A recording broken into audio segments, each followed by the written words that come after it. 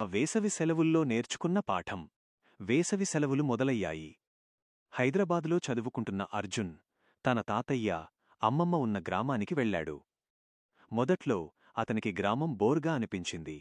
Net లేదు, TV signal బాగా రాదు, గేమ్స్ ఆటానికి ఫ్రెండ్స్ లేరు, ఇక్కడ ఎలా ఉంటాను అని అనుకున్నాడు. ఒకరోజు ఉదయం తాతయ్య అతన్ని పిలిచాడు. రా, పొలానికి వస్తావా అన్నాడు. ఇష్టం లేకపోయినా అర్జున్ వెళ్ళాడు. అక్కడతను చూసింది అతని జీవితాన్ని మార్చేసింది. పొలంలో పనిచేస్తున్న వాళ్లు తీవ్రమైన ఎండలో కూడా నవ్వుతూ పనిచేస్తున్నారు. వాళ్లలో ఓ చిన్న బాలుడు కూడా ఉన్నాడు. అర్జున్ అడిగాడు, ఇంత ఎండలో పనిచేయడం కష్టంగా లేదూ? ఆ బాలుడు నవ్వుతూ చెప్పాడు, కష్టం ఉంది. కాని ఇదే మా కుటుంబం కోసం చేస్తున్న పని. ఆ మాట అర్జున్ మనసుకు తాకింది.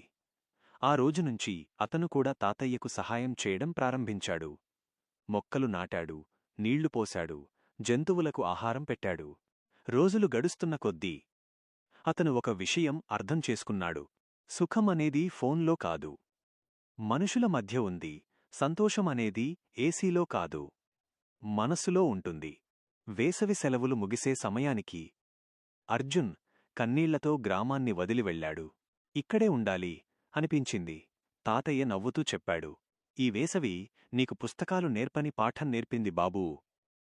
అర్జున్ తల ఊపాడు.